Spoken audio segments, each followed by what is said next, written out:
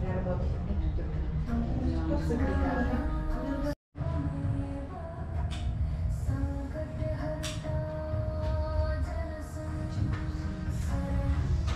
Притворете очи, ако решите. Ако не, просто сведете погледа надолу, така че да намалите виждането. Очите са ни силно сетиво и чрез тяхното виждане информацията, която попада отвън, няма как да ни бъде отработвана. Аз.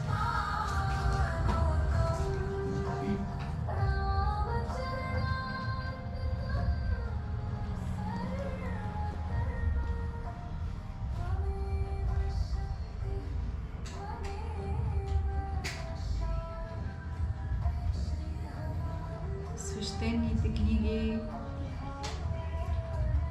дават един много важен инструмент за напредък в йога. И това е сатсанга, т.е. разговора с учител. Разговор на висша тема, разговор за мъдростта. И това, което правим тук сега, е точно тази част. Свещените книги никъде не дават насока. Практикувайте много асани, пречиствайте с вода, гладувайте, йога е това или онова.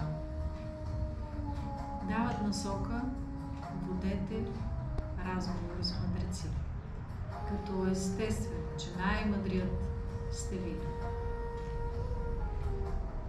Просто в процеса на чистене би следвало да открием този най-мъдър вътре в нас. Сатгуру или вътрешния гуру, най-чистият учител. И затова ни трябва тази настройка. Това ни трябва това отдихване, за да махнем личността, която сме били в деня, каквито и да сме били, каквото и да сме правили. Отдихваме, сякаш сваляме дрехата на личността, която сме, и оставаме чисти.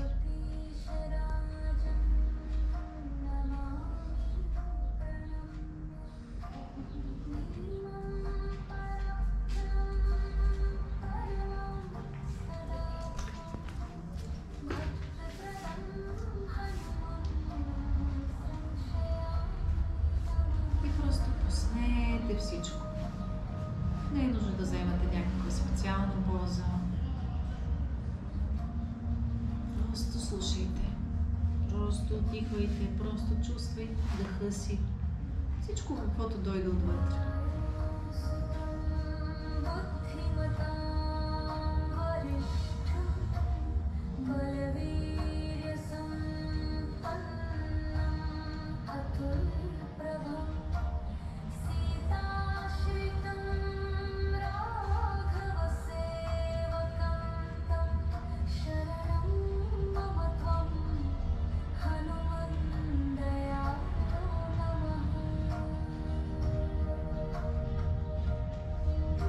Когато спрем тялото, започва да излиза нещо друго отвътре, което в този момент не сме му давали шанс да се покаже.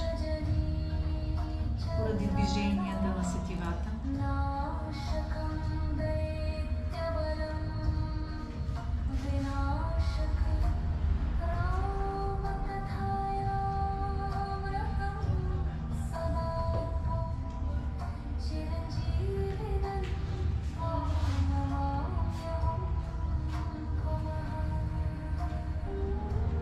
Позволете чрез това отдихване вътре да започнат да излизат по-важните въпроси.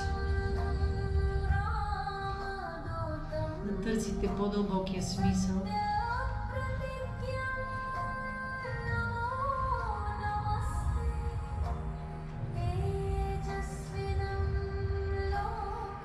Да преживявате друго усещане. Да чуйте думата преживявам. Трябва да го направите живо, съществуващо точно в момента.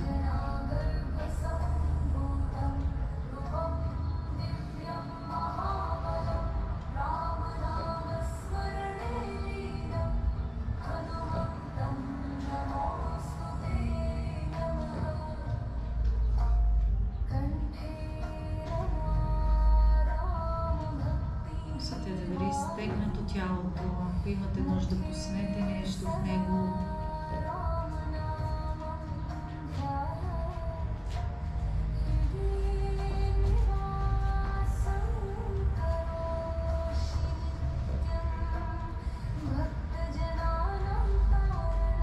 Усетете дали имате някакви специални нагласи, специални очаквания. Пуснете и тях. Дойдох тук, за да получа нещо. Пуснете това.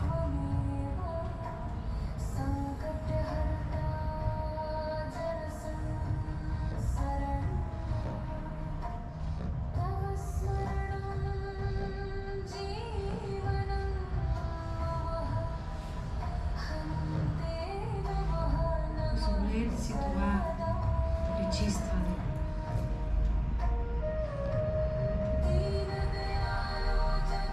Не е нужно сега да взимате никакви решения и да не бъдете нищо особено, за да се докоснете до собствената истина, собствената мъдрост.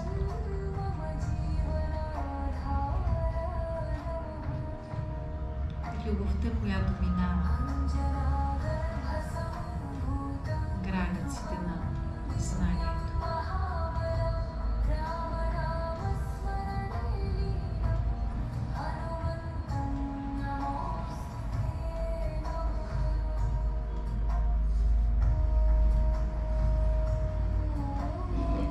Като сега отихвате, как ще откриете собствената истина? Всяка мисъл, която преминава, е вашата истина. Вие може да искате да е друга, но тя е точно тази.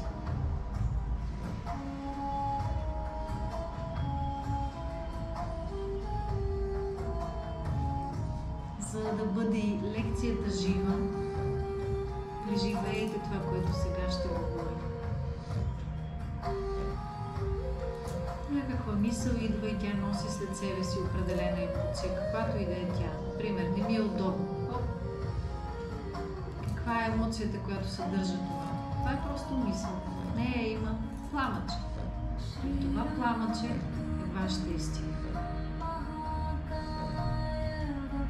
Какво съдържа това? Не ми е удобно. Страдание, гняв, смирение, обяснение, така трябва. Какво съдържа?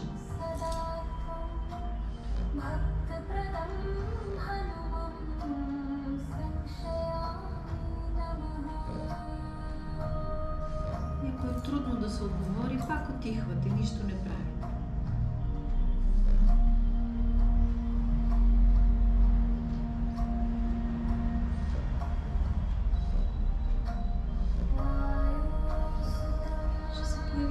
Друга мисъл.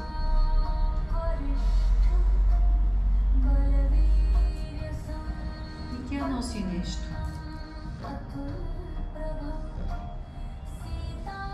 И тя оживява.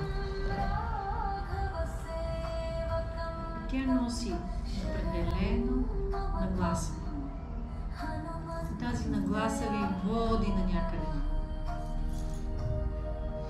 И ви кара да изберете между едно или друго.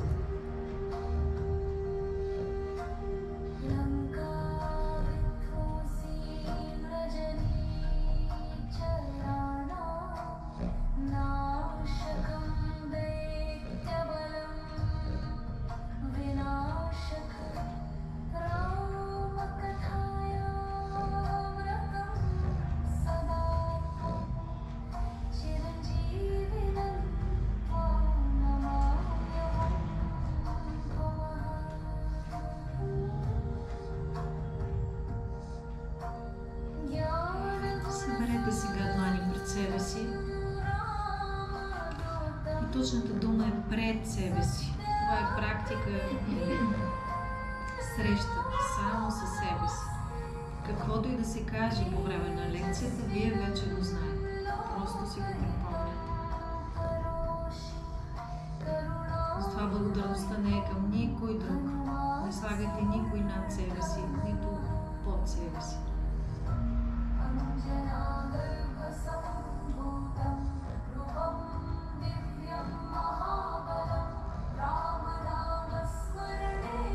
Сложете мислено едно огледало пред себе си и се поклонете на своя образ, такъв какъвто го виждате в огледало. Хари Ом.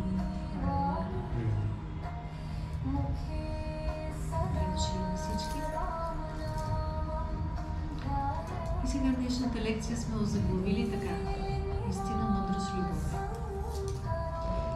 Това е една от най-трудно разбираемите. Да. Ще намаля да е силно, да? Ще намаля. Готови сме. Когато човек каже истина, моята истина, твоята истина, каква е истината, как да постъпя, това ли е редно, другото ли е редно, винаги се създава някакъв конфликт. Докато сме тук в човешка форма, облечени в човешко тяло, ние сме избрали да работим с материята. Душата е избрала да работи с материята. Когато работи с материята, тя винаги ще има някой с когото да работи. Не може да работи сама. Затова винаги отсреща ще има някой, който ще показва това ли е истина, това ли е онова, което в момента аз виждам.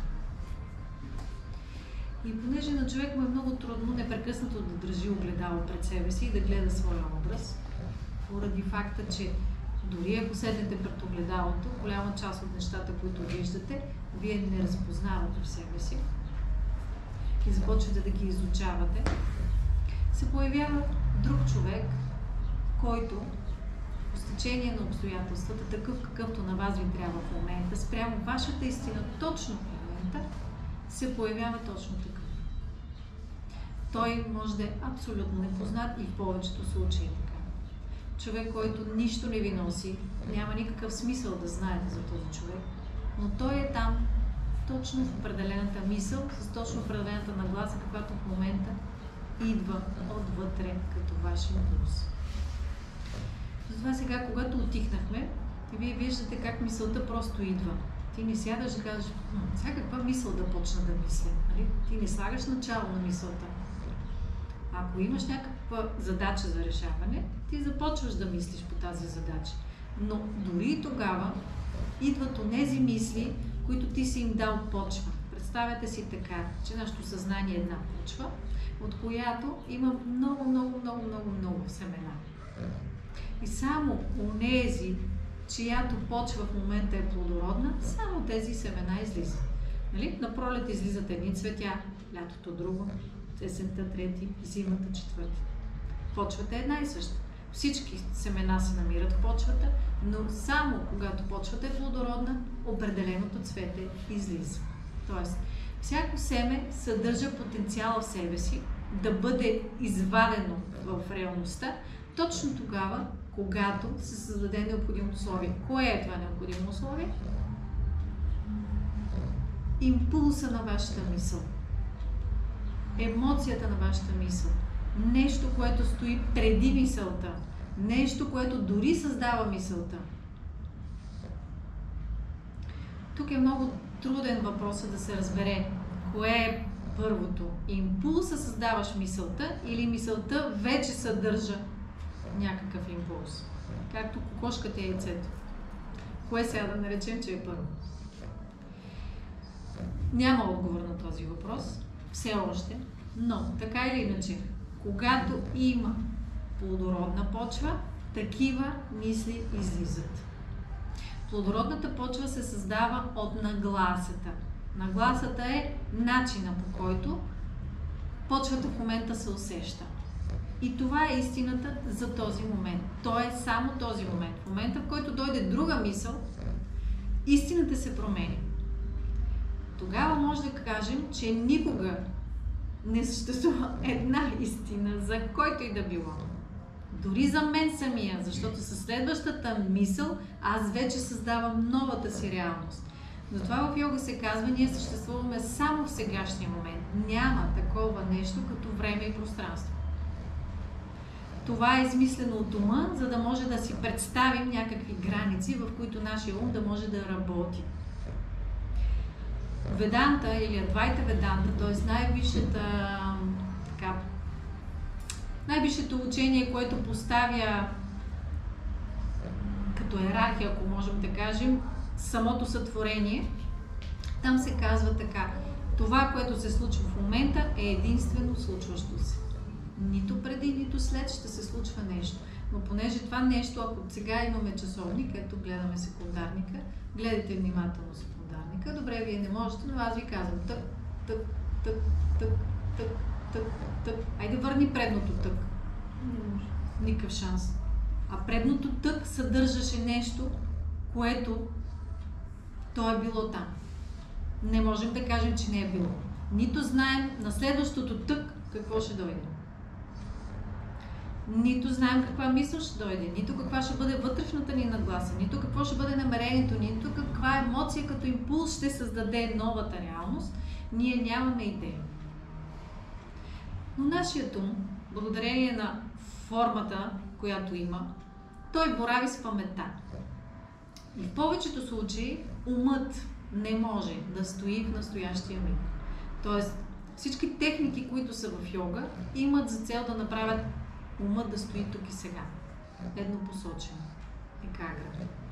И това, което правихме с медитацията за вълните, беше точно това: вие да проверите ума колко бързо шава. Той казва: какви сте глупости, или сега къде ми отиде вълната, добре, ще хвана друга, чувам и децата, нали? И всичко това са мисли в едно тък. Или то минава толкова бързо, че не успявате да засечете настоящия миг. И когато това нещо отпреди се насложи вече, умът борави само с старото тък. Умът не може да каже това, което се случва в момента, защото то в момента не съществува. В момента, в който то съществува, то вече е старо. То не е сега. Ето гледаме. Тък, тък, тък. Как ще е сега? Кога е това сега? То вече е старо. Затова умът борави само с стара информация. Затова, когато ние не се движим с крак с времето, в крак с новото, в крак с промяната, стоим в старите си мисли, в старите си нагласи, в старите си трептения, в старата вибрация, в старите убеждения. И тук пак споделяме думата убеждение. Какво съдържа тя? Беда. Ждение. Живея в бедата си. Старите български думи са безкрайно дълбоки. Ако се заслушате в тях, ще чуете, че наистина ти сам си създаваш проблема. Убеден съм, че е така. Хоп, веднага ти идва. Добре, всъщност, аз къде отивам сега? В моята беда. Значи тук има нещо, което не е баш така. Защо съм убеден в това нещо? Така. И тук хващаме съвсем друго нещо, което е отделно от йога. Хващаме, да речем, психологията, която казва: това са твоите стари детски травми. Те са се наслоили там незнайно кога, по незнайно какъв начин, и те са специфични само за теб и никой не е виновен за тях. Защото обикновено, когато кажем детски травми, веднага почваме: мама беше виновна, тати беше виновен, детската учителка беше, не обичам мляко с ориз от детската градина, и се почва, нали, някой друг да е виновен. Не. Това е нагласата на новото тък, което точно в този момент твоя импулс отвътре е извадил като нещо. И там, толкова колкото повече пъти на едно и също място вибрира, толкова пъти това място отслабва или се засилва. Чакрата, като енергиен център, може да бъде и отслабена, и прекалено засилена. По същия начин, нашата конституция, говорихме сутринта за вата, пита, кафа, това, което е нашето тяло. Виждате, че всички сме различни. Може да бъде или отслабена, или прекалено висока. Да се поддържа баланса означава тък да спре. Така че няма шанс. Ако това може да ви даде дълбоко успокоение, няма шанс да сте баланс. Просто живейте живота. И сега хващаме първата думичка. Истина. В древните книги се казва, когато казваш нещо, направи го, кажи го от чувството. Не аз мисля, а аз чувствам. Модерната психология също се води към това, защото чувството е езика на душата ти. Умът е езика на духа. Но душата е тази, която е решила тук и сега да се превъплати, за да може определена опитност от нея да научи определено нещо. Ако това е така, няма нито едно грешно тък в нашия живот. Каквото и да се случи, както и да се случи, когато и да се случи, всичко е съвършено. Второ успокоение. Не може да бъдете хармонични, защото иначе е права линия и всичко е съвършено. И тогава остава само единствено наслаждение на това, което се случва, когато и както и да се случи. Защо? Защо не се наслаждаваме на живота? Защо го страдаме? Имате ли идея? Защото живеем със старото минало. Ние хващаме старото тук, нагласяме го върху новата информация, знаем, че е така, но въпреки това не можем, някакси отвътре не може да тръгне нов импулс да промени по друг начин неща. Знаем, че това, което правим, няма да доведе до добър резултат. Знаем, че това, което мислим в момента, не е печелившо за нас, защото ние сме различни, другия е различен, ситуацията е различна, но въпреки това реагираме, говорим, мислим по стария начин.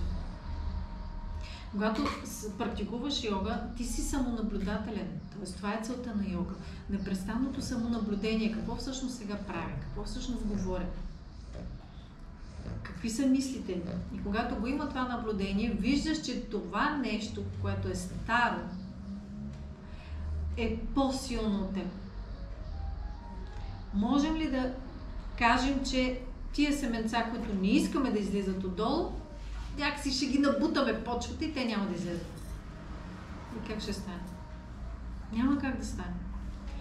Семето, когато съдържа потенциала, то ще излезне при всички условия. Всички сте виждали семенце в скала. Нали? Избутва дори камъка, пък камо ли някаква почва. Следователно, това е нещо пъти по-силно от нашата нагласа. Добре, няма така да го правя. Добре, обещавам. Не става. И в един момент ние правим компромис с това какво се случва и какво искаме да се случи, защото това са две различни неща.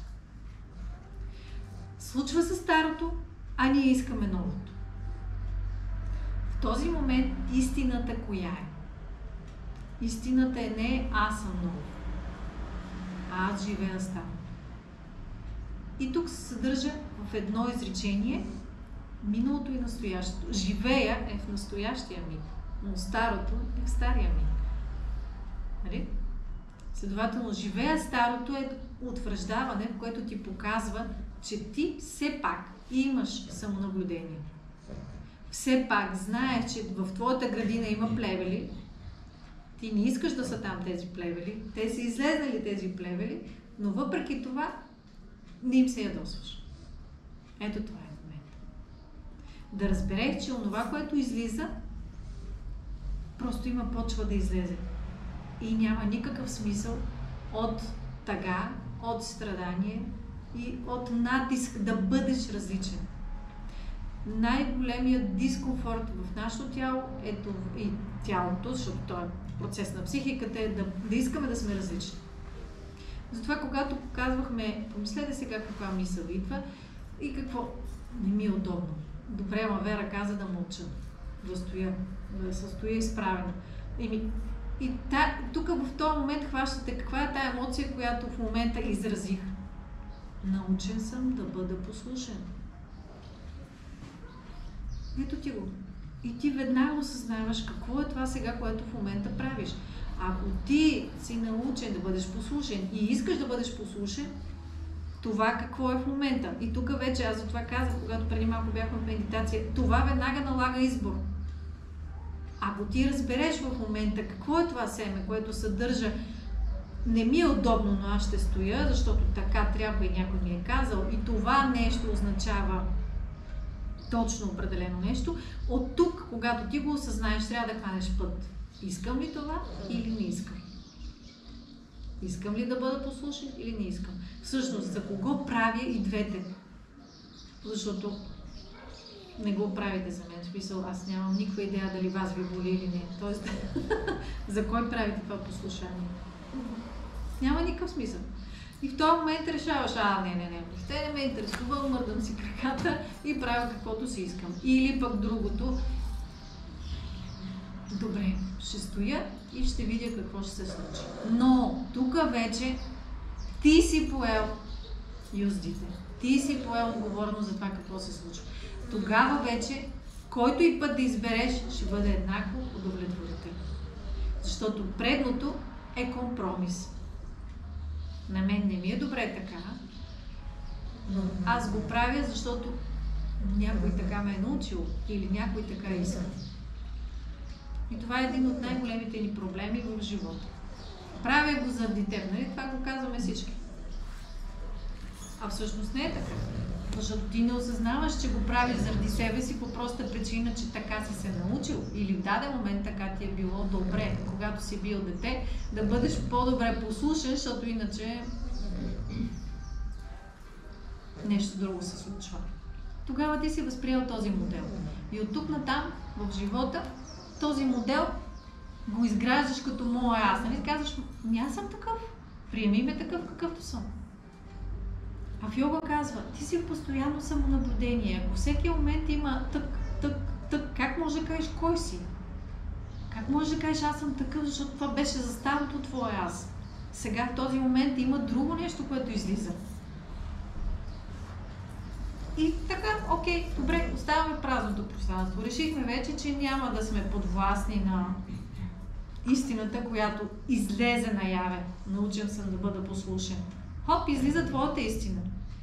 И когато се срещнеш с твоята истина челно в огледалото, аз съм научен да бъда послушен, или по-скоро аз съм се научила да бъда послушна. Тогава вече тази истина челно я виждаш и трябва да вземеш решение в този миг какво да правиш с нея. Решаваш какво да правиш и тя се изчиства от тук натам. Това е най-бързия, най-безболезнения и най-удобният начин да променяте характера си. Но за това се изисква сядане, неподвижност и тишина. Не става с нищо друго. Просто трябва да седнеш и да чуеш тази мисъл, когато идва в момента какво казва. Да, разбира се. Са ни казали, трябва. Това е много грешно, но не ни дават право на избор. Кой? Кой ти го отнема? Не. Така, трябва да учиш, ти си учиш, трябва да слушаш. Обикновено е много грешно и повечето го използват. Но тук пак казваме, никой не налага това. Ти решаваш в момента дали да си бойкотиращо дете или да си послушно дете. В момента, в който някой каже нещо, ти решаваш. Ето ме, аз казвам, застанете си с правен гръб, но вие решавате, ще стоя докато ми изтръпнат краката или ще се размърдам. Това говорим за детската травма, че ние възприемаме, че някой друг някой друг е виновен за това какво ние сме изживявали. А то не е, това е наше решение. Поради някаква причина, поради отслабена чакра. А тя е отслабена поради това, че много често това е повторяемо като модел на поведение. И оттам натам тя като е слаба, енергията там не тече и не може да задвижи нов процес.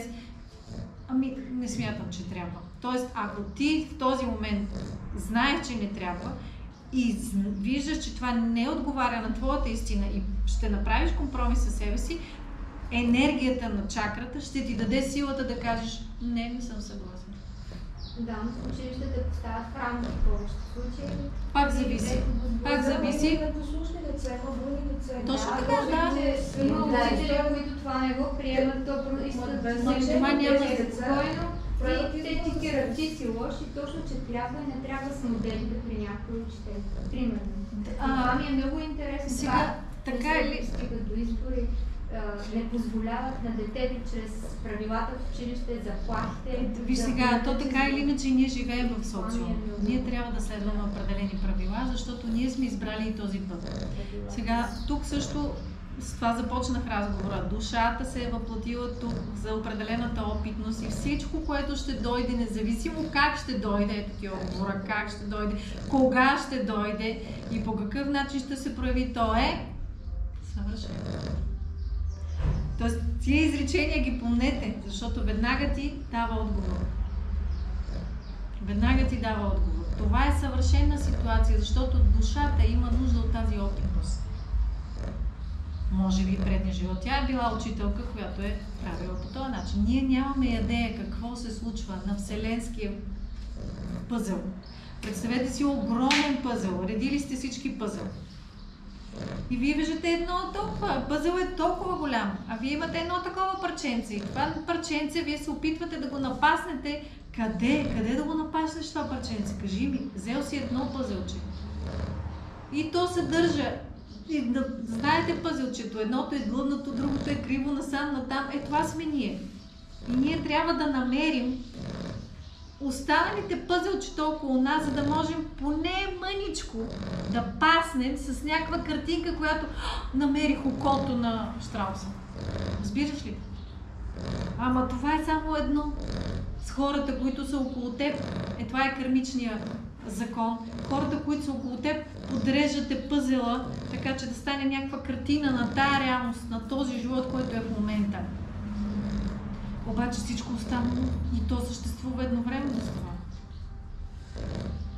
Затова ние нямаме никаква идея този пъзел как ще се подреди. И истината е, че всичко, което се изживява, то в даден момент ще бъде изживяно от... Тоест, ще го кажем така, това пак е от Адвайта Веданта. Докато не изживеем всички парченца на пъзела, няма да спрем да се прераждаме. Тоест, в един момент ти си учителка, в другия си дете. В единия си такъв родител, в другия си такова дете. В другия си такъв родител, в другия си такова дете. И така. Докато не живееш всички роли. Така че няма нищо неправилно. Нищо неправилно. Просто трябва да се гледа малко по-отвисоко на пъзела и всяко нещо там, където се намества, да виждаш какво е това, което в момента. Затова говорим за истината. Само тя ще ви даде отговор. Имаме един отец от Габрово, той казва, истината ще те направи свободен. Това е второ изречение, което помните. Истината ще те направи свободен. Тази истина, която в момента изживяваш. И добре, ето е твоята истина. Не съм съгласна. Хоп, ето е ти истината. Не съм съгласна. Учителите да натоварват децата с тяхното трябва. Добре, откъде идва това твоето несъгласие? Това е твоята истина. Не хващай нито учителите, нито децата, нищо не хвани. Просто хвани, аз не съм съгласна. И се срещни с твоето, аз не съм съгласна. В огледалото кажи, аз не съм съгласна. И после е въпроса, от какво не си съгласна? В какво не си съгласна? И тук почва вътрешната работа. Чакай да видя, аз всъщност какво не съм съгласна. И тук отговор е. Аз знам, че не съм съгласна, обаче не знам с какво не съм съгласна. И тогава отихваш, сядаш и слушаш. Стои въпроса, с какво не съм съгласна, то трябва да е почва. Ето това е почвата. Почвата е не съм съгласна. И тази почва ще започне да излиза отвътре всички семена, с които ти не си съгласна. Всичките мисли ще бъдат на ниво не съм съгласна. Няма да бъдат света е прекрасен, имаме папагалчета. Такива мисли няма да дойдат. Ще дойдат мисли не съм съгласна, защото почвата е такава. Но ти я поддържаш тая почва. Това е много трудно за ума. Ума не иска тая работа да я върши. Той веднага ще ти каже, сега имаш работа, това не е важно, чакай това къде го прочете, всъщност това вярно ли е? Ума ще започне да те подлъгва. Но ти стоиш в тая почва и питаш, с какво не съм съгласна? И стоиш. И мисълта, която излезе след малко, тя ще ти даде първия отговор. Защото тя съдържа определена емоция.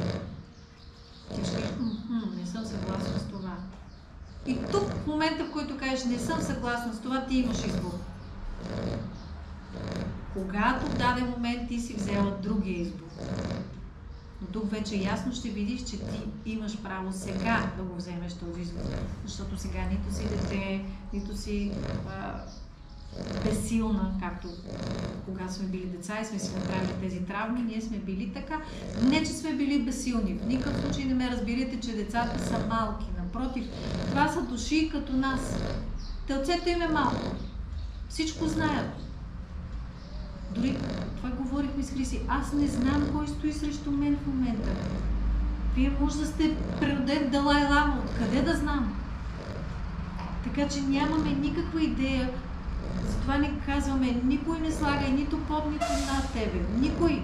Дори кой да иде, и дете, и продавачката в супермаркета. Никой.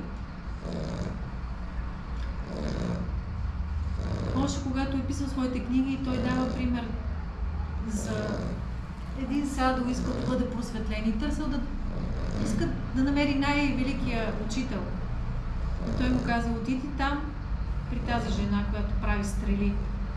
Какво ще прави при някаква жена, която прави стрелите? Това е нещо абсолютно... Нищо труд е това. Някой прави с нещо с ръцете си. Какво е това? Няма молитви, няма брахмани, няма песнопения, ароматни пръчици. Какво е това? Това не е нищо просветлено, няма това някой да прави нещо с ръцете си. Но в момента, в който погледнал тази жена как прави стрели, той разбрал, че тя е просветлена, защото тя, за да направи стрела, гледа в една посока, гледа по един ъгъл, гледа с точната прецизност и нищо друго в този миг не съществува в нейния свят, освен този един единствен миг.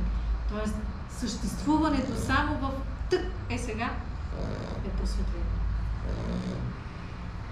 Тогава той разбрал, че всеки един, независимо как изглежда и какво прави в живота си, е просветлен. Просто не го знае.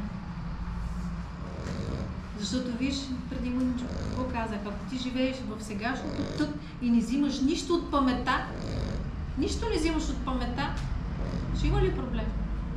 Няма да има нито деца, нито детска градина, нито учителка, нищо няма да има, няма проблем. В момента няма проблем. Ето това тък, сега няма проблем.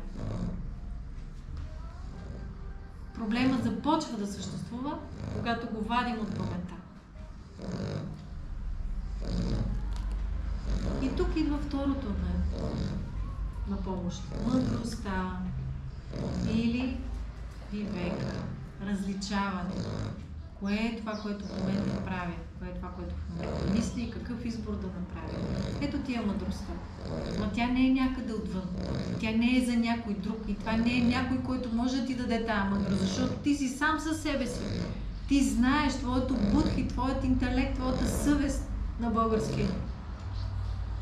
Знае кой избор за теб в момента е по-добър. Ти няма от кой да взимаш съвет. Ти си най-чистия гуру. Гуру означава онзи, който разпръсква тъмнината в теб и носи светлината. Ти знаеш кое ще е светло за теб, кое ще ти донесе радост. Няма нужда да питаш някой. Но трябва да стигнеш до избора. Трябва да стигнеш до този момент сам, да застанеш пред огледалото и да си чукнеш главата и да кажеш, добре, да какви с тия тъпоти, да ми правя, говоря, мисля. Мисля, какво е това, което правя сега? Но, пак казвам, труден процеса, защото умът завърта много бързо. Една мисъл след друга мисъл, и когато почвата е такава и горисна, вади само такива. Ти искаш да отидеш да гледаш нещо хубаво, нещо друго да кажеш, нещо друго да почувстваш, ама то отвътре излизат само гадости. Защото тази почва в момента се поддържа. Хоп, и тук стигаме до следващия въпрос. Защо? Кой поддържа почвата такава? Ако аз съм господар на всичко и аз този миг мога да реша как така не мога да променя това, което идва от мисълта и то се ме бута назад. И се ме бута нещо, което съм страдал и нещо, което не съм доволен, и нещо, което не е по моя начин, и нещо, с което се чувствам безсилно, и нещо, с което скърбя от това, че не мога да се справя. Това са, Патанджали ги нарича клеши. На български е същата дума. Клещи. Когато си хвана нещо в клещите, то може ли да мръдне? Няма начин да мръдне. Клешите са вродени наклонности. Исус ги нарича, Библията ги нарича първороден грях. Ти си роден с тази нагласа. Тоест, всичко това, което правим сега, в този живот, в тази инкарнация, по начина, по който го мислим, независимо, че тялото ще го съблечем и ще си отиде, всичко, което е натрупано като опитност, като знание, като мъдрост, като нагласа, като емоция, като чувства, целият този пакет ще отиде в новото тяло. Целият този пакет ще отиде в новото тяло. И ти го виждаш малко дете и му викаш, ти па сега, що се събиш? Гледай го това, какво е иначе. А то си идва с готовата нагласа. Ето ти ги вродения, първородния грях. Тоест ти си роден с това. Библията го наричат грях, защото ти страдаш благодарение на това. То не ти е кеф, то не е добро. В йога го наричаме клеши, защото те обременяват каква почва да стои. Ти искаш да отидеш в широколистна гора, обаче отиваш в иглолистната. И там не растат цветя, знаете. Иглолистна почва няма цветя. Искаш да смениш друга гледна точка, искаш да си някакъв различен. Никакъв шанс, защото клешите определят начина, натискат те да мислиш по този начин. Създават такава почва, че ти да си точно такъв. И Патанджали казва така, той дава идея как да отслабим клешите. Той не казва, вие ще премахнете клешите. Но може да ги разхлабите малко, да не са толкова стиснати, че да започне да произлиза нещо друго. И в този момент ти да можеш да обръщаш погледа и към нещо друго, да дойде друга енергия, да дойде друга нагласа, друго тептение и да почне да излизат други семена или други цветя. Отслабването на клешите, айде сега да изпитаме как се постига отслабване на клешите? Всичко, което правим тук, отслабва клешите. Пранаям е много силен инструмент, защото борави директно с менталната нагласа. Може да ви изглежда отвънка, че правим само някакво дишане, нещо мърдаме, брамари, бръмчим като мухи, отджай нещо хъркаме. Може да ви изглежда странно, но пранаям е най-прекият път да пречистите старата почва и да създадете нова. Тоест да разровкате малко, по-дълбоко да излезе нещо друго. Знаете, имате луковичка там в земята, не ще да излезе, от кога го надсях този чесън, не ще да излезе. Ами, надълбоко е. И вие знаете, като разровка малко, ето показа се. И ето го новото семе, някой трябва да разровка. Пранаям прави това възможно. Понеже в момента е много модерно да се прави виняса, флоу, еги тук лупчички, модерни неща. Така, ако може да измъчваме тялото на макс и да кажем, че сме йоги, много е модерно. Но това не върши никаква работа за нашето безпокойство, за нашия драматизъм вътре, за почвата, с която ние живеем живота си всеки ден. Да, ще раздвижим тялото, ще го разтегнем, нещо ще се почувстваме по-добре, но то ще е време. Виждате, че това не решава проблемите. Ако искате дълбока трансформация на характера си, практиките са седящи. Патанджали дава една поза и тя е Падмасана и поза лотос. Никъде не казва прави слънчеви, прави крокодилски, прави свещ, прави не знам. Той ти казва седни, започни да дишаш, започни да наблюдаваш следващата концентрация. И след това, ако можеш, влез в това състояние, в което умът вече започва пречистването, или това са медитативните техники, с които боравим. Йога нидра е един такъв процес. Защото там пускаш контрола. Колкото по-дълбоко си позволиш да пуснеш контрола, толкова по-лесно почвата става контрол. И каквато искаш дума да внесеш в това чисто съзнание на алфа ниво, то започва то да съществува. Тоест, реалността от тук сътворява реалността отвън. И ето ти е мъдростта. Значи ти имаш вече различаване. Това, което аз в момента мисля, то не ми върши работа. И ето, ти знаеш сега, това, което мисля, върши ли ми работа? Страдам ли от това мое мислене? Да, страдам. Не съм съгласна, нали така? Ти това не се радваш. Ти страдаш. Наистина ти е болезнено. И ти казваш, ама до кога ще живея това страдание? То е моето страдание. Аз не мога да го дам на никой, никой не може да го вземе. Защото съм си го причинила сама. Ето това означава самонаблюдение. Това е безпристрастно, това е рагия. Ти не го даваш това страдание на никой друг. Ти не казваш, някой друг е виновен за това. Аз съм го възприела така. Това е моето семе, това са моите клеши, моята опитност тук в това телце. И аз трябва да погледна. Ето ти е следващата мъдрост. Проявяваш мъдрост.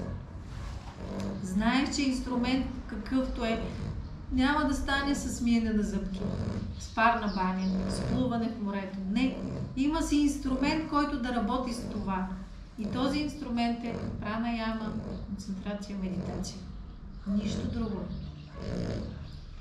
Сатсанг или това, което правим тук, също.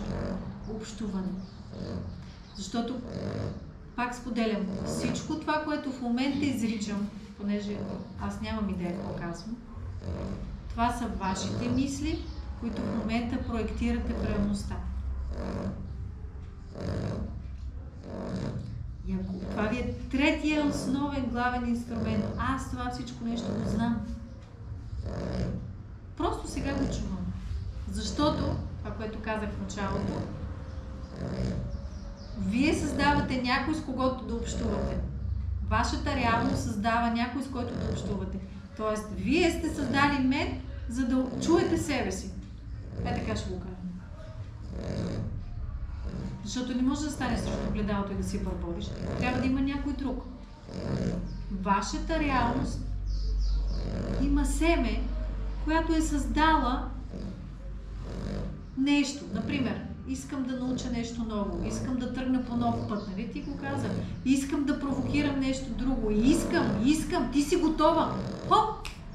Край, приключи. Вселената създаде ли варианта? Създаде.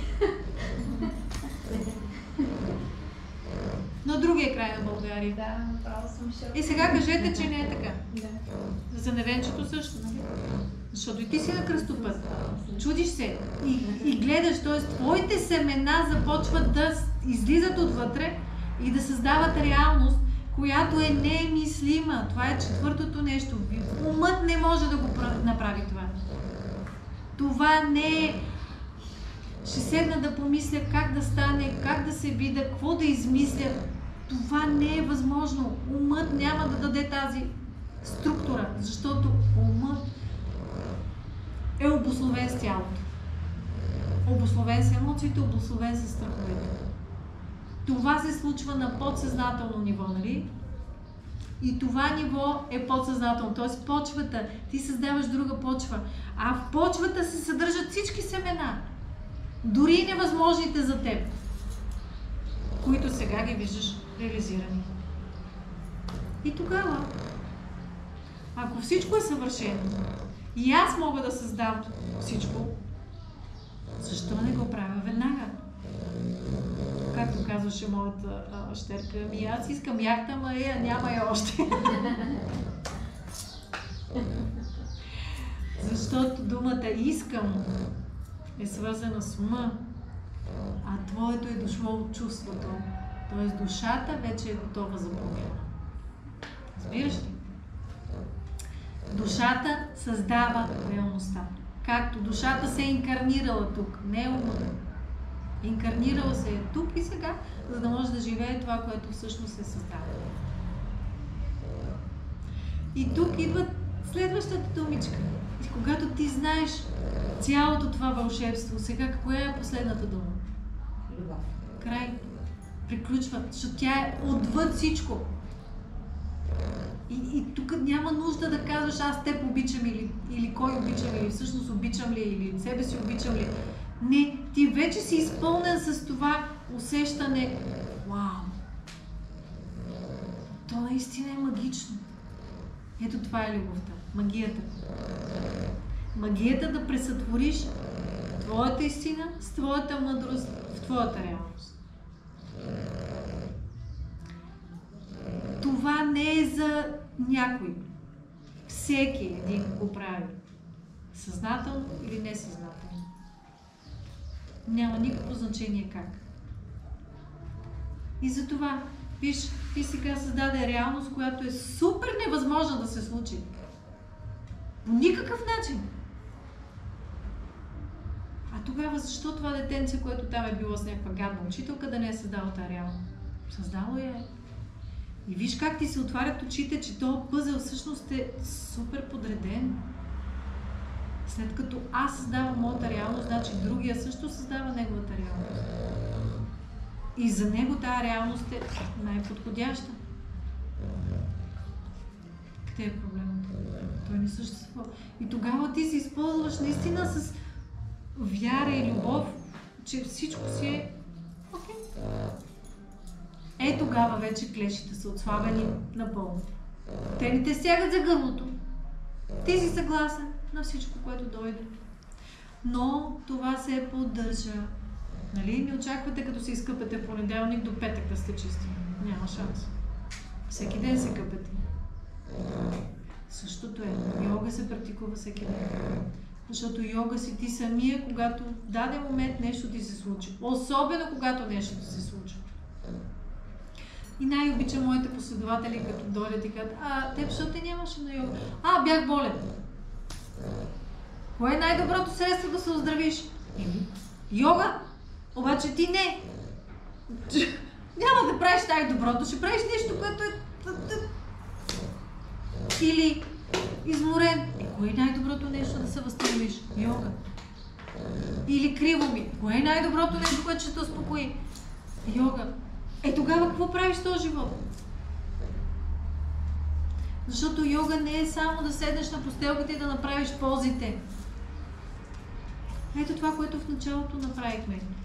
Стоиш и си почиваш от самия себе си. Това е йога.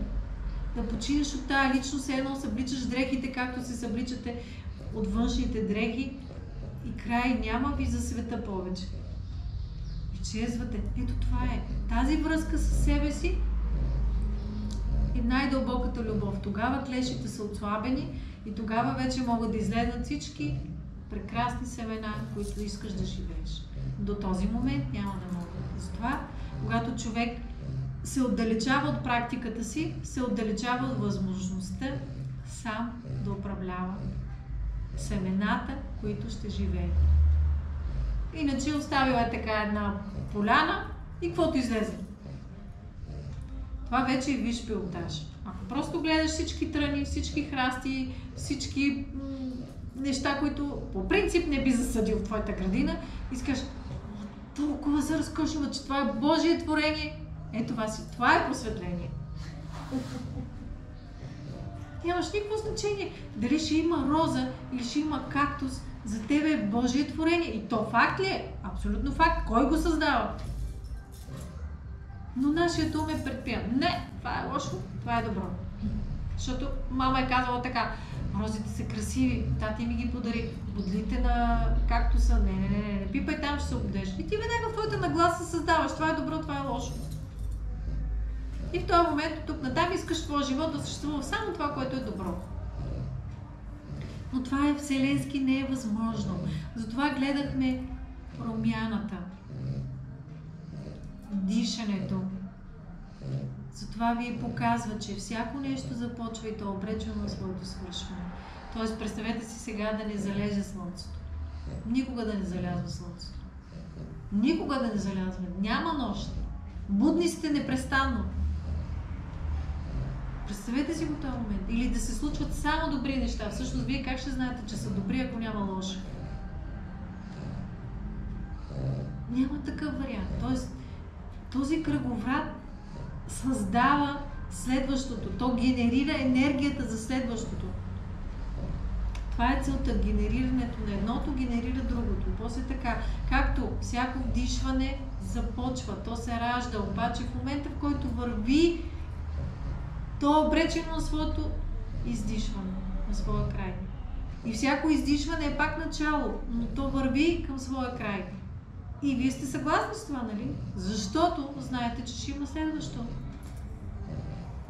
Ето това е кръговрата, който е абсолютно естествен. Тоест, ако това чувство го пусна, след него 100% ще има друго чувство, което ще е обратното на това. И затова великите мъдреци казват, нито страданието, нито удоволствието са полезни. Защото в момента, в който почва удоволствието, то върви към своето страдание. Но в момента, в който страданието започва, то върви към своето удоволствие. И този кръговрат е постоянен. Целта е да си в центъра и да наблюдаваш. Днес е такъв ден, окей. Днес е такъв ден, окей. Днеска съм крив, отвратителен съм, не ставам за говорене. Добре, утре ще съм друг. И утре съм отвратителен, добре, ще ми мине. И така. Просто си стоиш и си гледаш какво е това, което в момента ти се случва, защото то няма начин да няма край. Няма начин да няма край. И когато сме в взаимоотношения, казвам, добре, ти няма ли да спреш накрая? И когато му дойде края, ще спре. На сила не става. За каквото и да било. Когато вече не се създават отвътре семена, човека ще спре да прави това. Човек, аз, няма значение кой. Когато дойде някаква друга енергия, която да завихри, друга почва, която да излезе на други неща. Но това не става отвън.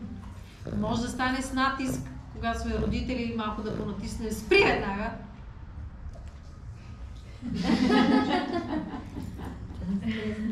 Но това не върши работа. Знаете, че в момента, в който някой ви натисне, нали, вие като възрастни никой не искате да ви натиска и да ви казва какво да правите. По същия начин и децата, и който и да било, няма значение кой, те веднага ще вземат друго, всеки ще вземе друго решение, което ще е в компромис с неговата душа. Тоест в този момент той се създава проблем. А просто трябва да се изчака енергията да свърши на това нещо, което се случва. И ако стоим в тая мъдрост, тогава любовта ни е гарантирана. Тогава ние просто ще гледаме на другия с любов и на себе си, разбира се. Защото и ние в някой момент сме отвратителни. Може да кажем, че всеки път сме готини. И пак казвам, това няма нищо лошо. Не мислете, че аз не съм отвратителна. Не е вярно. То всеки носи тъмното и светлото в себе си. Така или иначе. Да. Тоест, това е естествен процес. Естествен процес. Ние сме в физическо тяло. Това физическо тяло завихря нещата и ги завърта. Няма как да бъдем само в един вариант. Защото после няма да разбереш другия вариант. Не очаквайте от себе си да бъдете точно определено нещо. И другото, не очаквайте от другите да ви възприемат по начина, по който вие искате те да ви възприемат. Това също е доста криво разбрано. Създаваме си проблем, да. Просто да няма очакване. И предположение се живее. Да, по принцип, 5 споразумения, знаете ли ги? Те 5 са. 5 са вече. Да, къде има ли Съмнявай 5? се в себе си, във всеки друг. Съмнявай се в себе си. Да, и във всичко. Да се съмняваш. Да, това е много ценно. И ето по същия начин, ако, нали, в момента Значи така се не казва. пето се Аз имам съмняваш. 4, за 5 не бях чула. Ето, нова ниша да прочетеш още малко. Така. Те винаги ви дават много добър отговор. Във всеки един момент, в който има някаква мисъл, поне едно от 5 ще се закачи. Да. Следващата мисъл, следващото. Следващата мисъл, следващото. И в тия момент няма какво да правя с този ум. То просто спира да генерира идеи, защото ти на всичко му казваш, не, добре, и това не, и това не, и това не, и това не. И спираш. Точно това е изтичането на енергията, много ми харесва. Да изчакаш, да имаш търпението да изчакаш да изтече тая енергия. Това е мъдростта. Абсолютно. Това е мъдростта, но за това се изисква сила. Тази сила идва от добра енергия в тялото. Добрата енергия в тялото трябва да се пести. Тя се пести, като имате правилен сън, правилна храна, правилна почивка. Най-големите ни проблеми идват от това, че сме уморени. Най-големите ни проблеми идват от това. И защото все правим компромис, нещо друго е по-важно от нашата собствена почивка. Ето това не бива да го допуска. Защото енергията се изхабява и тогава вече нямаме никаква сила да разберем. В този смисъл тази мъдрост да дойде естествено. Нямаме сила мъдростта да дойде. Вървим си от памета, каквото тя каже, добре, това ще правим. И така. Ако нямате повече въпроси, минаваме към практика. Да, се записват някои неща. Добре. Благодаря за времето, в което бяхме във взаимното слушане. Ще си дадем 2-3 минутки, ако някой може до туалет. Нещо да се освежи и ще започнем с практика. Да, аз между другото идвах да ти кажа да вземеш някакви неща. Ако можеш, обаче вече ви... Имам колата, колкото искате. Тук, наистина ли? О, да. Добре. Утре. Добре. Или пък Тони, ако иска да се разходи. Аз искам да си купя даже. Има ли за купуване? Аз ще ти каза, обаче видях, че... Ами, трябва да Кучето има... обаче се наспа, то му хареса енергията, успокои се, то си е спокойно, ама съвсем му хареса това. Днес на плажа почна да чета. Веданта Сара е едната книга, другата е медитация, пътят на медитацията. Три книги са, 3 вида. И за кръст трябва, не само. Без това трябва да минем през офисчето всички. Нали тук си спрямо? Да, не е. Искате ли нова пръчка? Какво? Нова пръчка. Да, ако имаш. Записвам, защото тук изкачат разни. Да. И аз си записвам някои неща. Докато изчакваме, понеже споменаваш кръста, които поговорихме с Невенка сутринта, една от новите техники сега съвременни е остеопатията, която много ясно може да поправи този дисбаланс в тялото, поради факта, че челюстта и таза са едно и също. Челюстта и таза, когато се заражда ембриончето, имат една мембрана. И от тази една мембрана те се разделят на две и започват да се структурира това. Така че в момента, в който имате зъбобол, ви боли нещо в тази. Когато имате проблем с таза, имате и проблем с челюстта.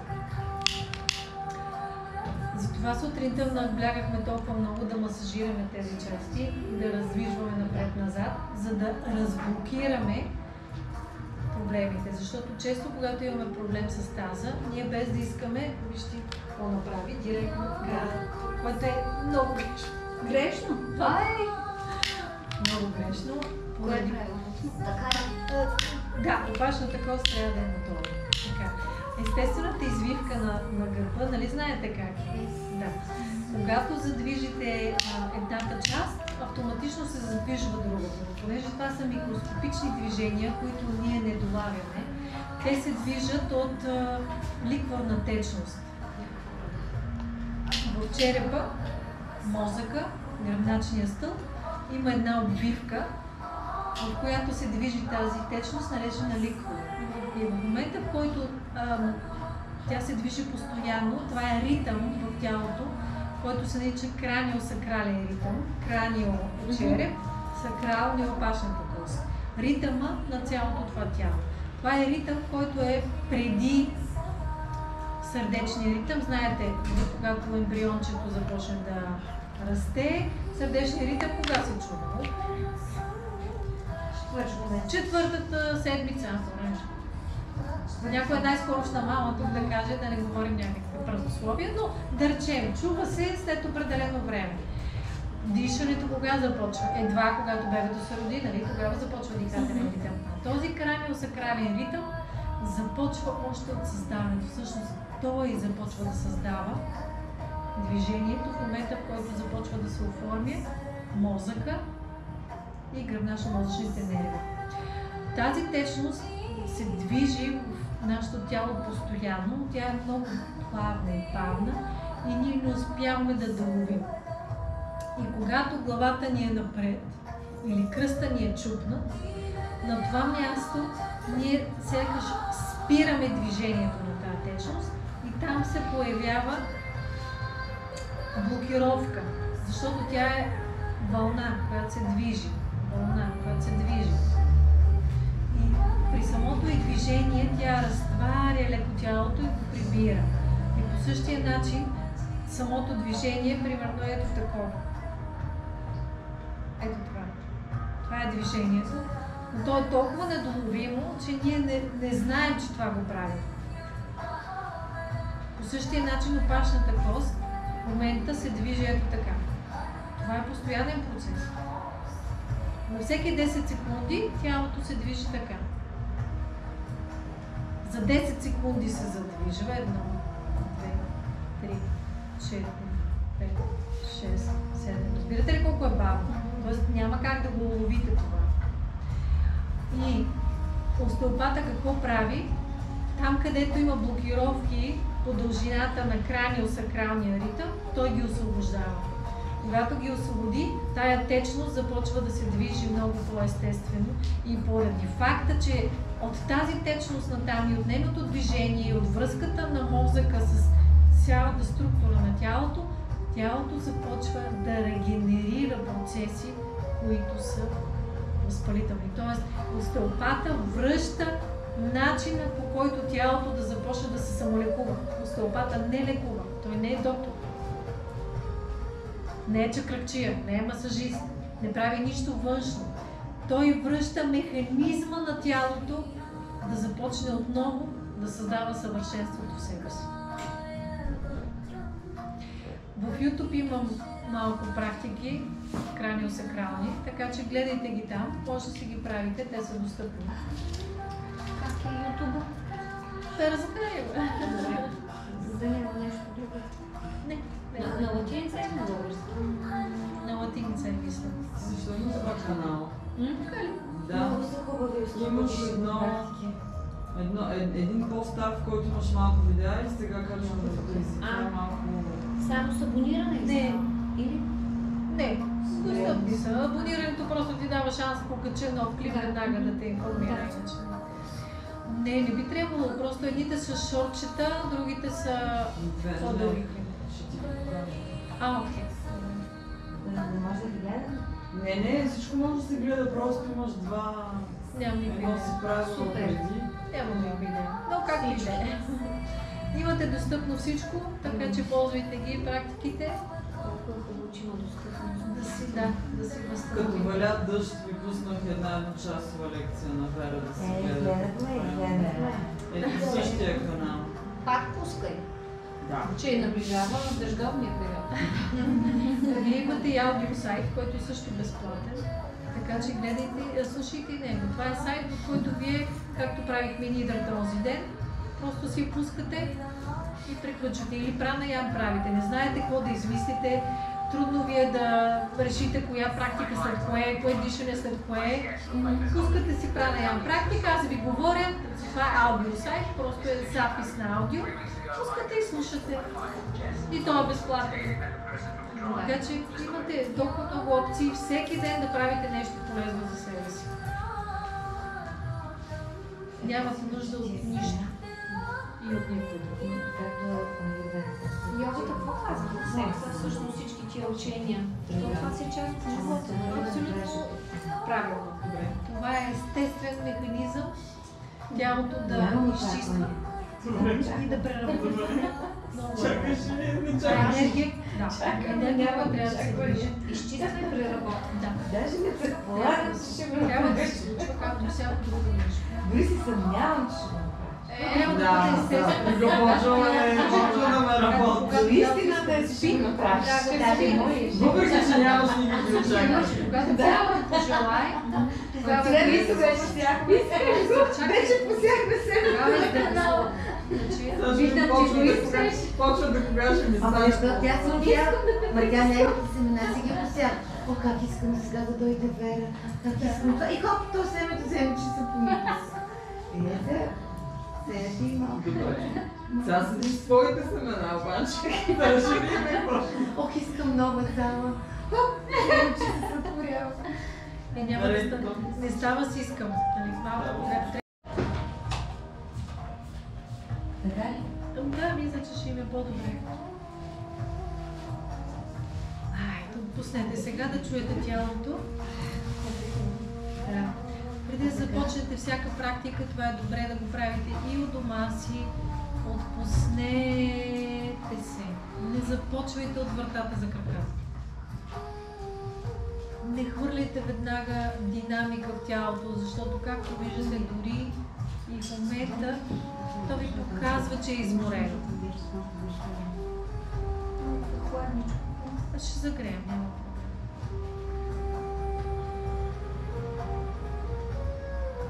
Поемете цялата информация, която тялото в момента споделя с вас.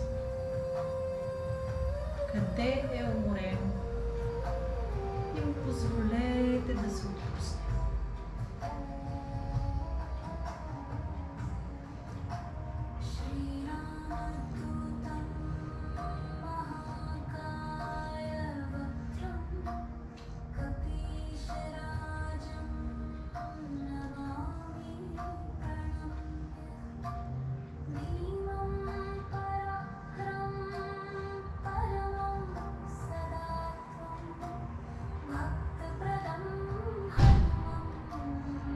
Заедно с отпускането на тялото задвижете дишането.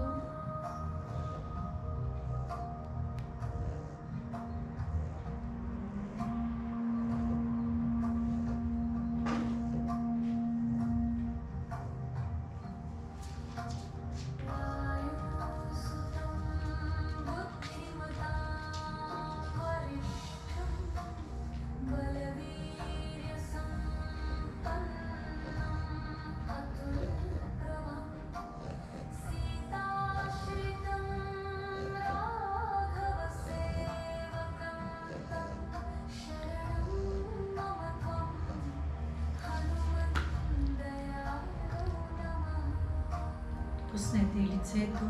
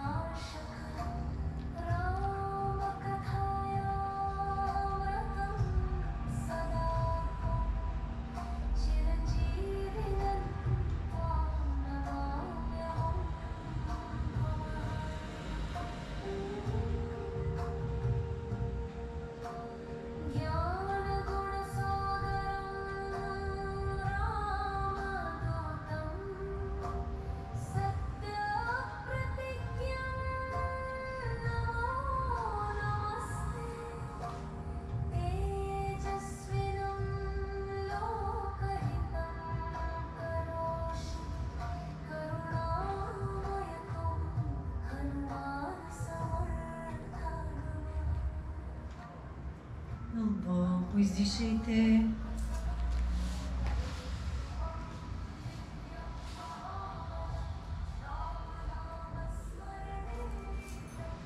На следващото вдишане се протегнете, хубаво изпънете нагоре на вдишване. Изпъмнете гърба си, натиснете кръста към пода, натиснете врата към пода, задръжте дъха си.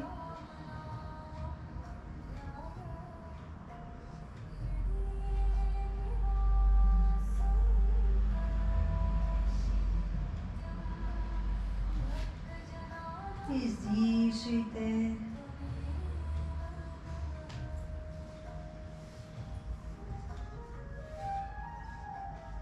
Дишайте още веднъж с изпънати ръце.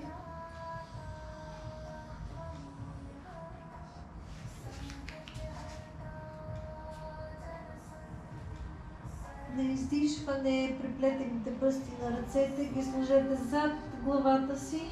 Повдигнете главата напред, съберете стъпалата, измъкнете едното рамо, другото рамо, дърнете хубаво гърба, поверете брадичката напред, лактите напред, повдигнете главата, брадичката напред, да. И сега както сте, така си отпуснете върху ръцете, за да усетите разтягането на врата си.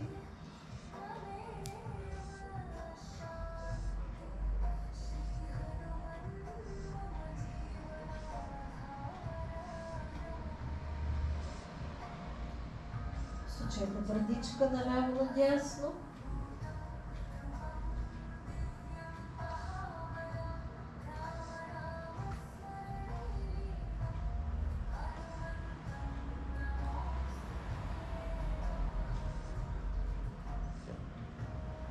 Завъртаме главата. Плъзгайте по пода, масажирайте.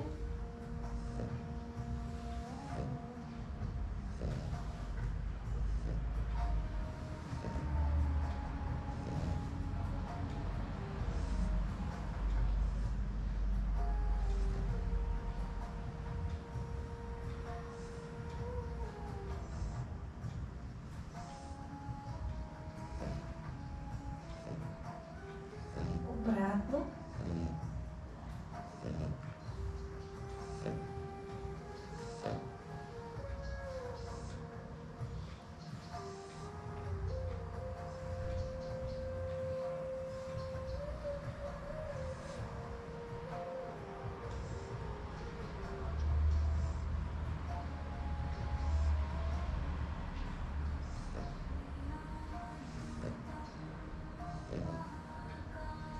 Отпуснете главата, отворете ръцете в страни.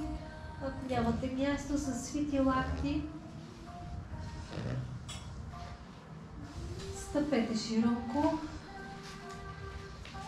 и усуквайте колената наляво надясно. Главата завъртите в обратната посока на краката си. Във ваше темпо движете тялото.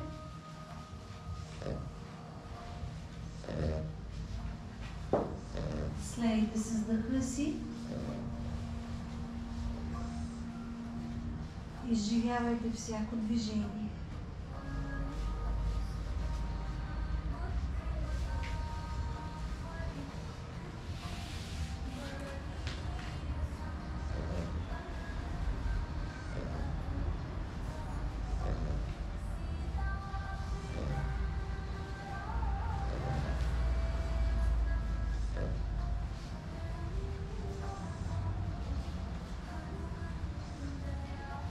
Посочете надясно и започнете леко да пружинирате с левия хълбук, така че да отворите още повече лявата става.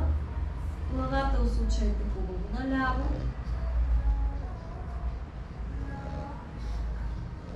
Разтягайте.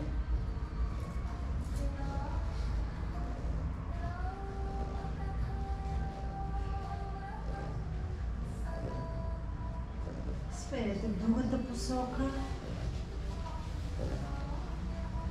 Пружинирайте с дясната тазобедрена става.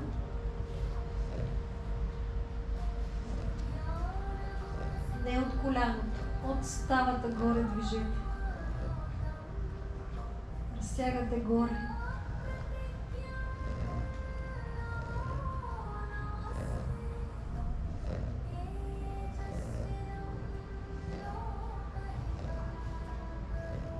Чудесно, връщаме.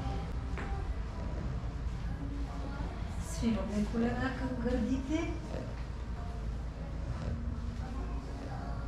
Натискаме кръста към пода. Натискаме врата към пода.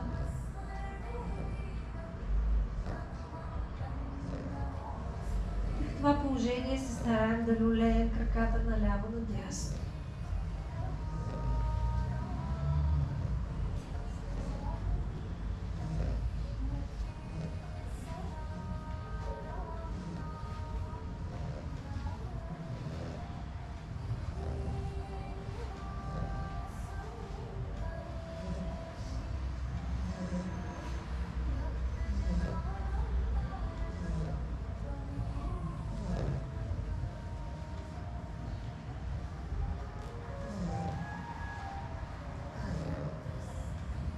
Пуснете изцяло краката надясно, докато опрат в пода.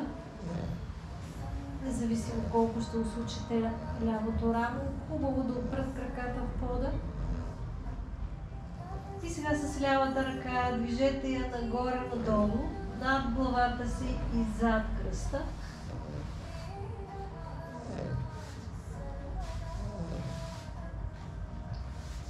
Представете ритъма с издишване надолу, вдишване нагоре.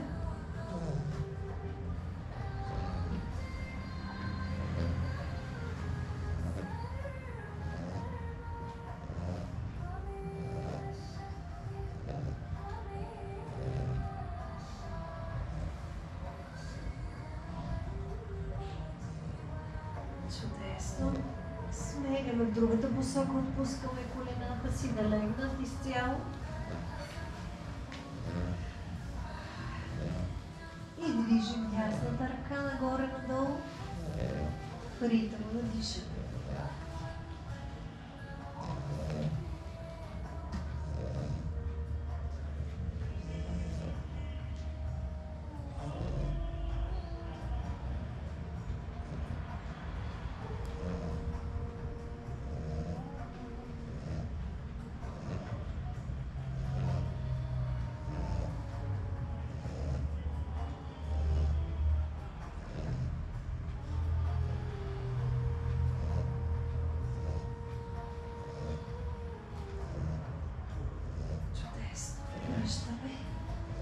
Оставаме с свити колена.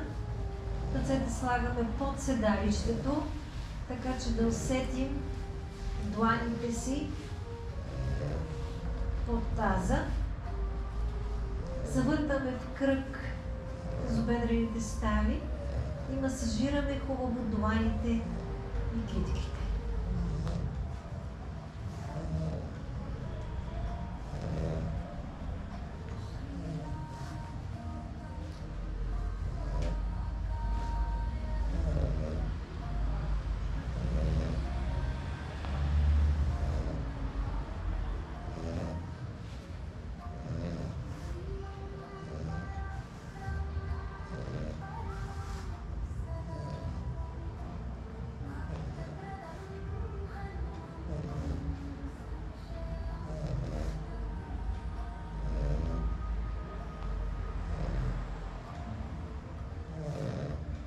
Обратно.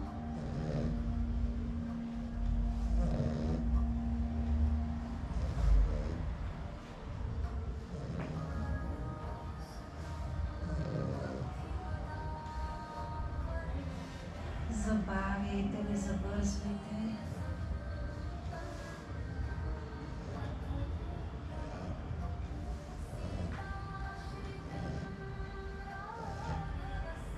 Чудесно, оставаме в средата. Сгъваме и разгъваме колената нагоре.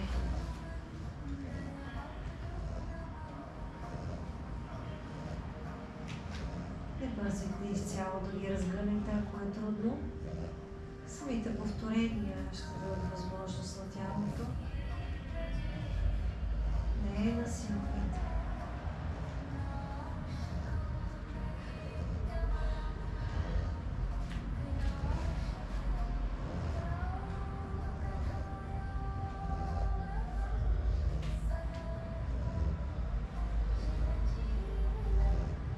Изпълваме краката нагоре.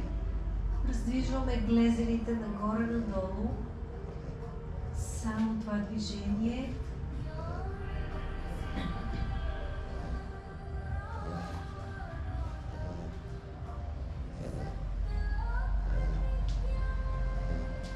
Следваме концентриране.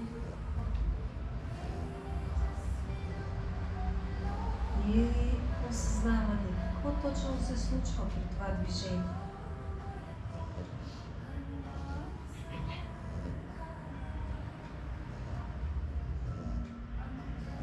Чудесно. Завъртаме в кръг глезените.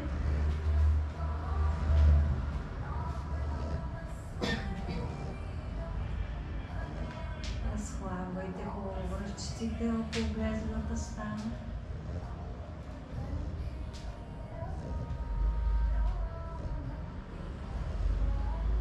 Обратно.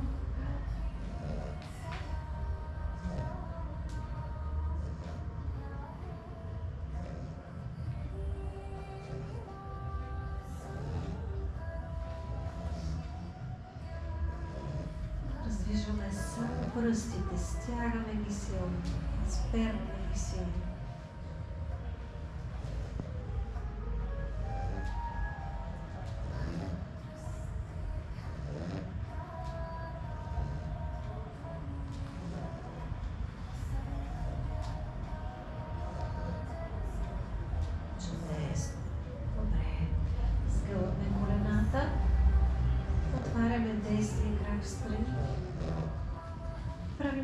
кръгове с него. Позволяваме на ставата чрез кръгови движения да се разтяга и да слиза надолу.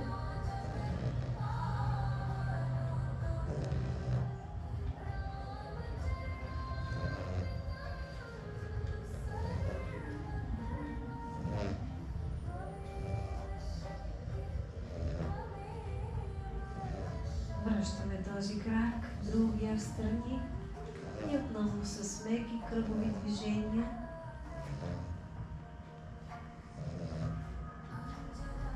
И си припомняме да не забързваме.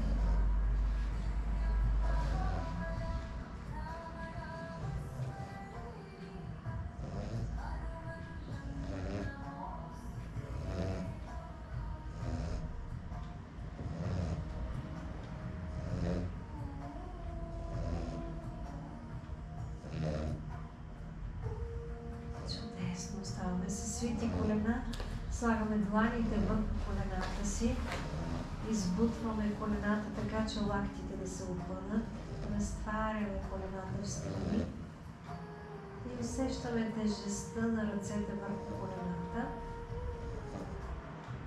Оставаме гравитацията да дърпа краката надолу, да разтваря таза, да разтваря мускулите на долната част на корема.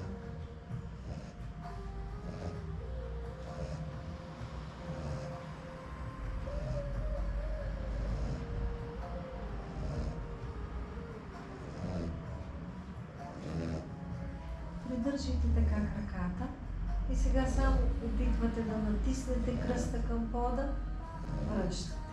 Натискате кръста, връщате. И виждате как това го случвате с долния коремен мускул. Нищо друго. Той е доста отслабен. Но това може бързо да се изгори, но бъдете търпеливи. Стягате го, натискате кръста към пода, връщате. Не помагате с ръце да придърпвате. Оставате да тежи всичко надолу.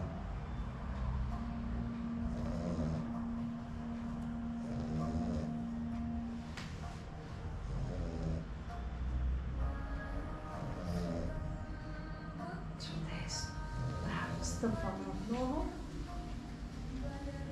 Кръстосваме колената, ръцете отдолу в страни, отпускаме и люлеем пак таза, наляво, надясно, главата обратно, движението на краката.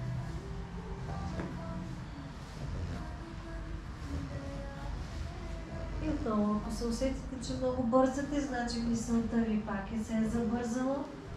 Връщате се тук и сега и забавяте движението.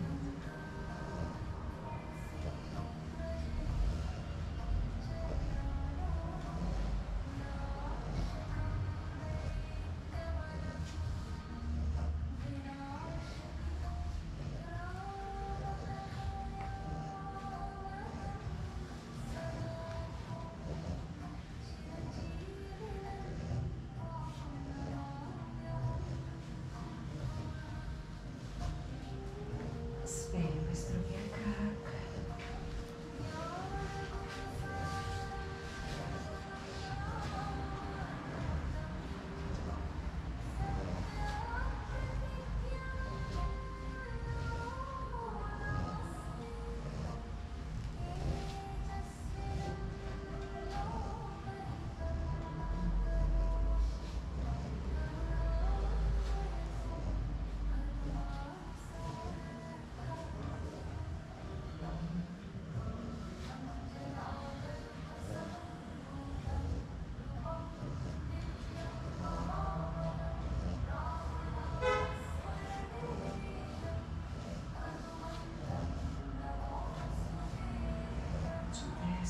Стъпваме, дигаме таза. Опускаме ръцете на пода, от таза. И завъртаме в кръг. Движим таза нагоре, в страни, надолу, от другата страна. Всеки в своя ритъм, минавате плавно през прешлените на гърба, през плешките, през кръста, през таза, през врата. Има толкова много работа в това движение. Усетете, масажирайте, лекувайте тялото.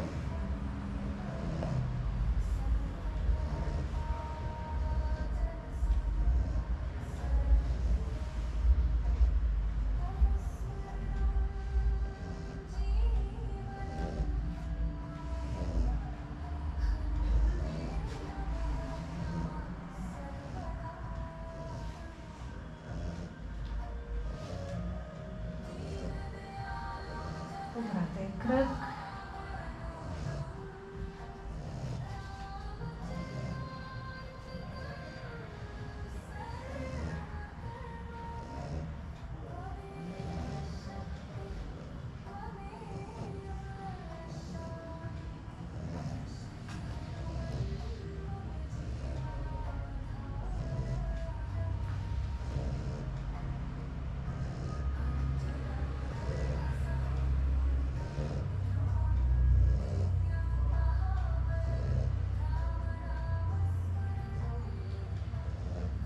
Чудесно. Дигаме високо таза сега.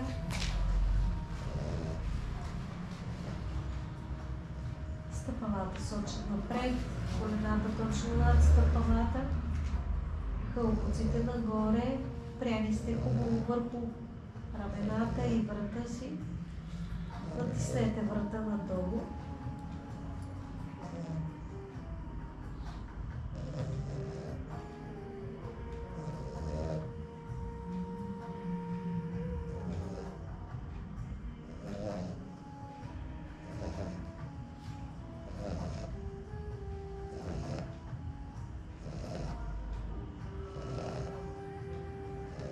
Дигаме ръцете към тавана.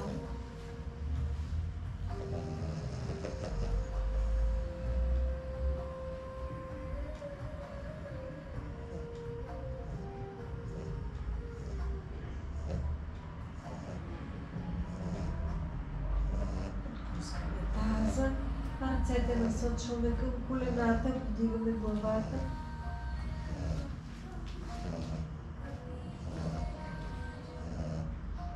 Натиснате хубаво кръста надолу и бране корема.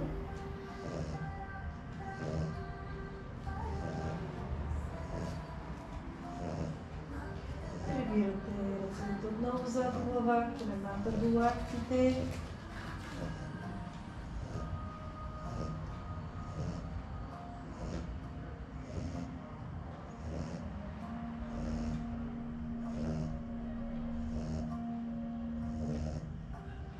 Залюлейте лекичко и преминете към рамо.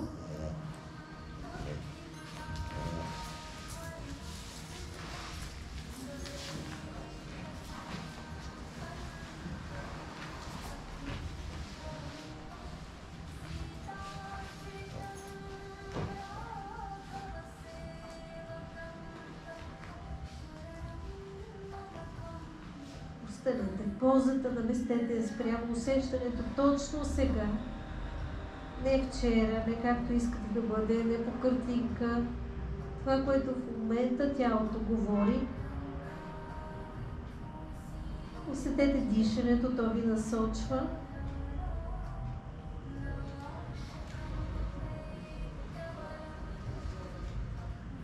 Останете в тишината на позата и се опитвайте да омеквате в нея. Когато се насилвате, се втвърдявате, правете обратен процес, омеквайте позата.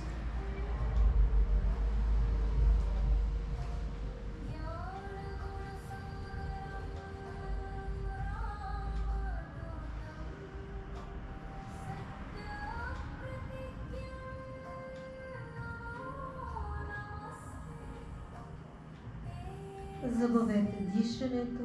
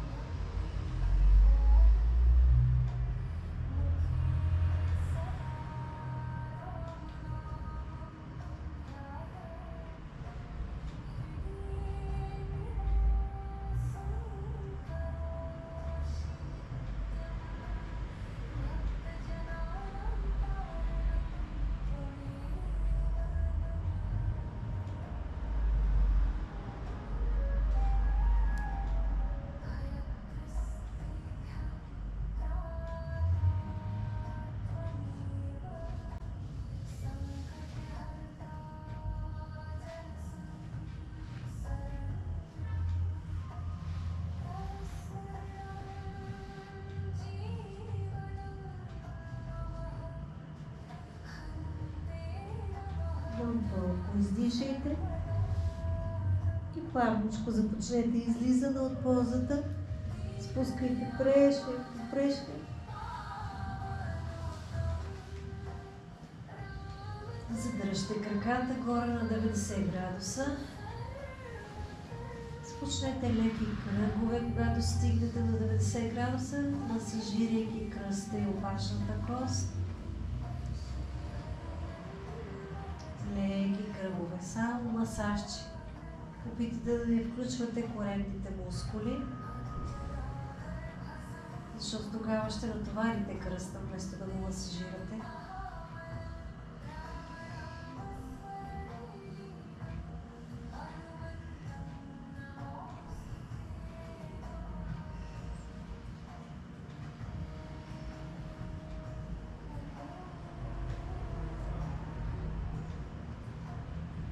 Посока. Отново се припомняте да забавяте.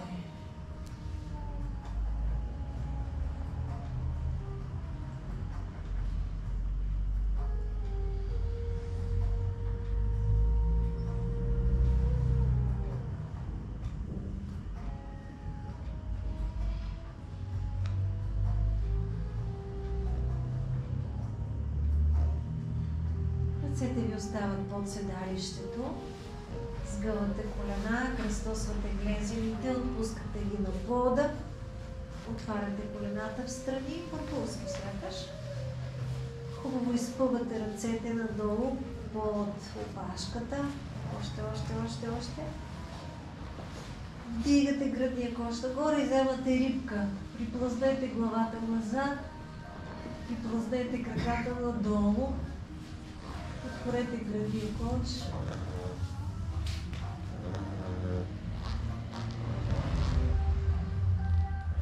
Главата извита назад, опира върху върха.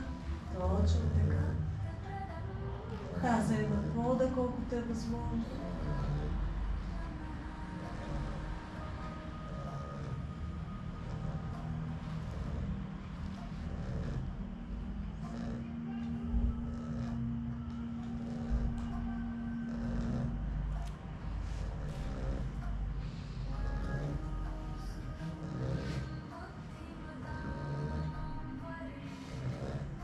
Поглеждаме сега напред, вдихаме главата,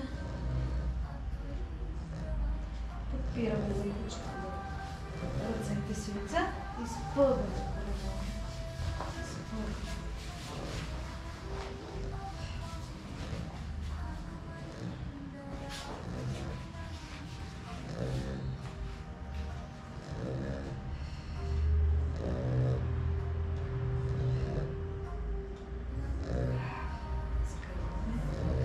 Изпутваме нагоре,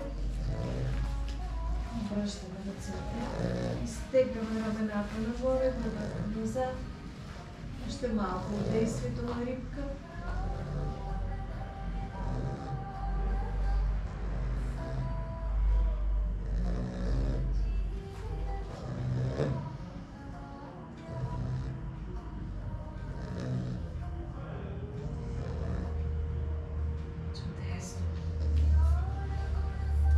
Изтегляме ръцете назад. Сгъваме лакти. Заоблейте гърба. Сгънете надолу.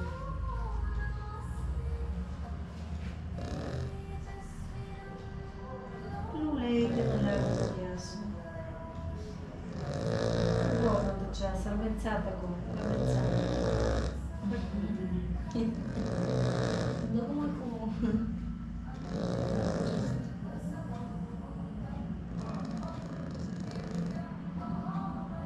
Обръщаме главите.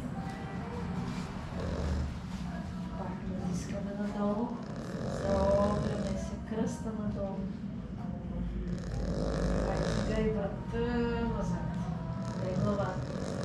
Врата назад. И пак не.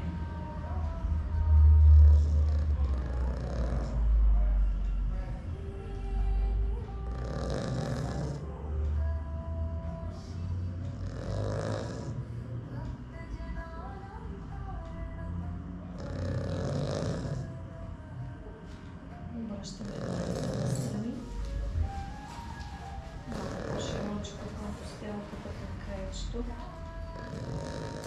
Натиснали сте пак кръста надолу, единия крак дигаме. Силно сте натиснали към ръцете. Врата назад. Така трябва да го карате назад.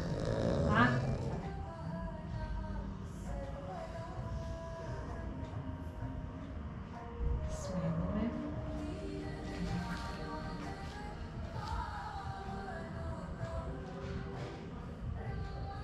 Сега леко започвате да се приготвяте, да вдигнете и другия крак. Браво!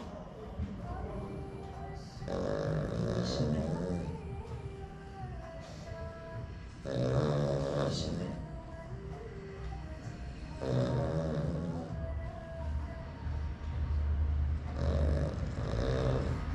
Вдигаме още малко крачета. Натиснете назад на ръцете, натиснете. Вижте, трябва да легнем назад. Ето. Избутваме. Браво. Така, малко по-силно. Айде сега посухваме. Пушкаме. Опорната ръка близко. И тя помага да издърпате. Опорната ръка ви прави ползата. Дърпате назад с рамото.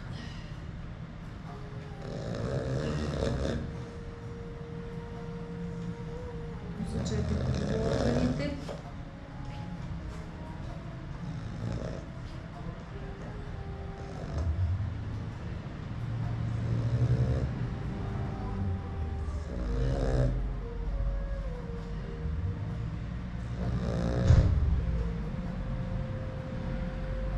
Смейте другата посока.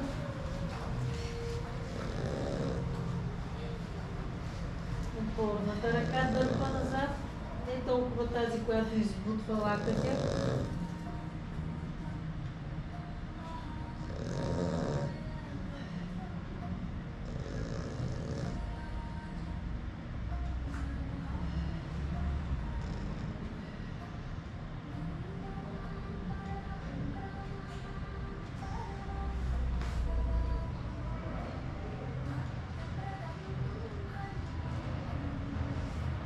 Чудесно.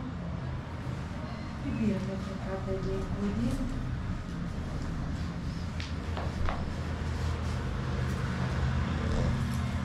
Изтегляме назад.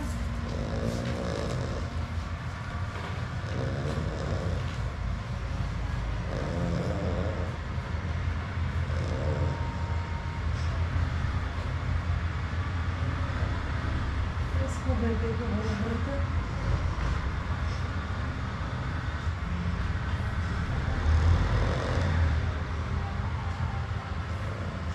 Издишваме, пускаме и вземаме детска поза. Изхвърляте напред. Ръцете.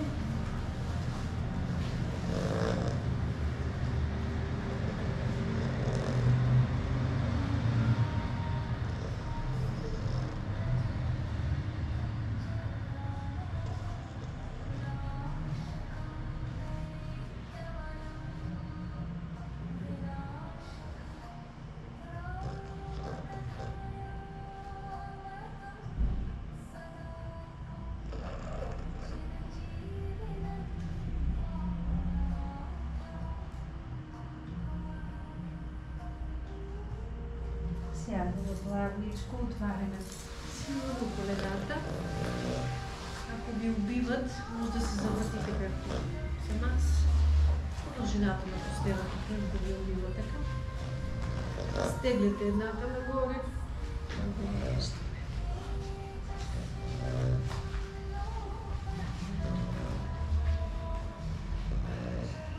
Пускайте внимателно гърба, не бързайте.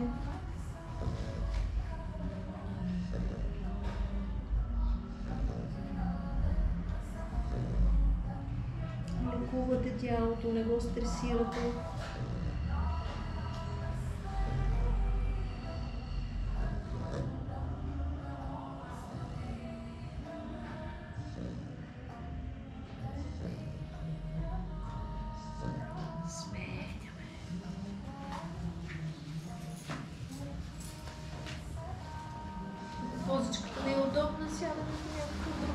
важно да се наведем в страни. Точно.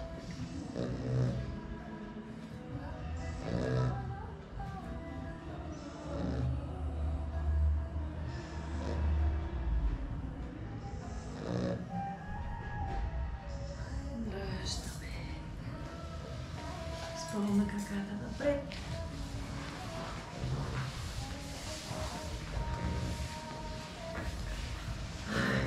Дишай много. Намести леко таза назад и отпусни. И чувай тялото. То започва да влиза в позата. Не ти да влизаш в позата, тялото ти влиза в позата. Пусни го колкото то реши. Заедно с дишането.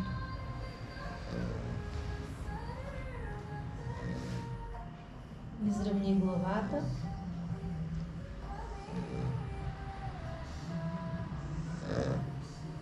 Успокой се от желанията и пусни тялото да влезе в позата.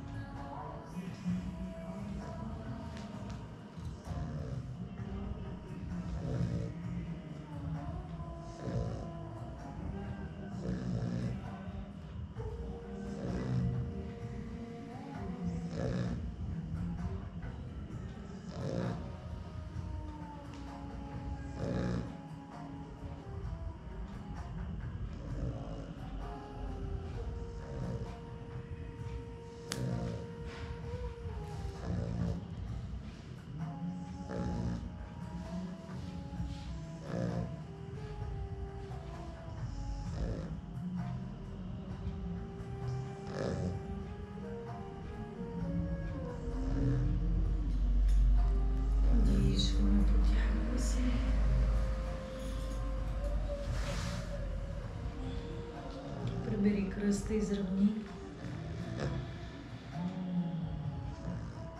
Отвори плешките, прибери врата.